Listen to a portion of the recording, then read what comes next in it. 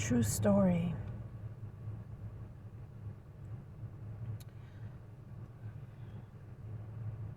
I've seen a lot of death in my life, in my family, in my life, in my hood, my environment that I grew up in. I've seen a lot of death, a lot of gang violence, a lot of personally, a lot of some rich and then some poverty mindset. So both.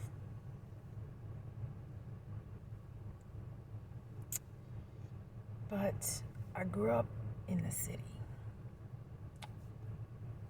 My one side family would take us away to go fishing. They would take us to explore the mountains, camping, things like that. But yeah, I grew up around a lot of gang violence, a lot of dominoes. They would play craps at the time. Dominoes, that's what they called it. Real hood life. But because I was also raised in a cultic religious environment, that kept me separate at times. Now, I will say, had I not made a specific choice and decision in my life at a certain age, as a teenager, I wouldn't have had children and been able to speak about it right now. This is just one aspect. So when you talk about your life and testimony, there's so many parts to it. So many parts to it. I'm just telling you, this short moment, this version of it. I had best friends shot and killed. I've seen people, where I live now, I've seen people stabbed and killed in front of me on the street. We had a drive-by shot in our window in our house. Our family ran for our lives before. I had a nephew that passed regarding drugs and gang violence, and as a result of that, he passed away at the age of 18 months. This is my nephew. I knew people that had been associated with killers, mobsters,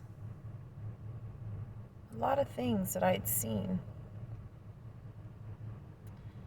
The one thing that stands out clear to me is that words cause the spiritual warfare. The actions from the words cause spiritual warfare. That's why I'm talking about the perverseness and idolism of the enemy with cuss words, and a lot of that resorted from cuss words. Places I would go like Fresno, California, Sacramento. I'm from, Long Beach, LA, Compton, all that. So I went to Chicago to visit, but those were the rich folks I was around. Meaning, they took care of themselves. CEOs of companies and things, they took care of their families. Personally, gangster men always were into me,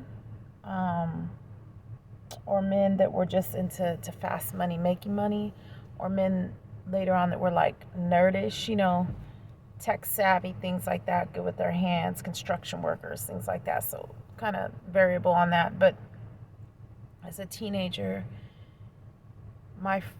one of my friends at school decided to date this gangster instead of me. He wanted me, but I wasn't for it because I had already come from understanding that in a whole nother state.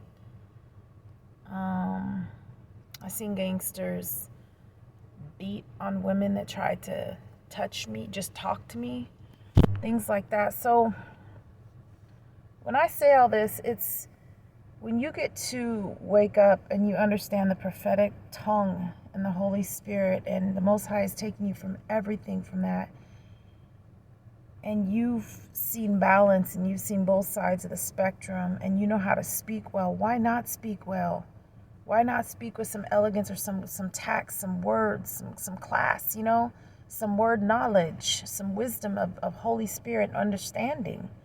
Why not speak that way? Why not? We don't all have to be up in the ghetto and then stay ghetto. Nothing wrong with some hoodness in some aspects, the food and everything, but really, let's elevate, constantly elevate. So this is just a little testimony in between these videos I'm talking about.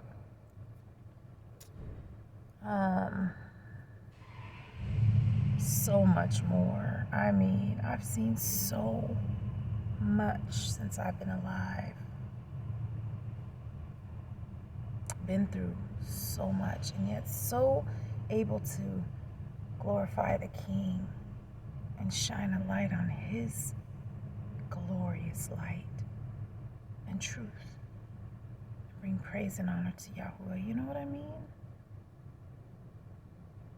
I'll never feel guilty for that.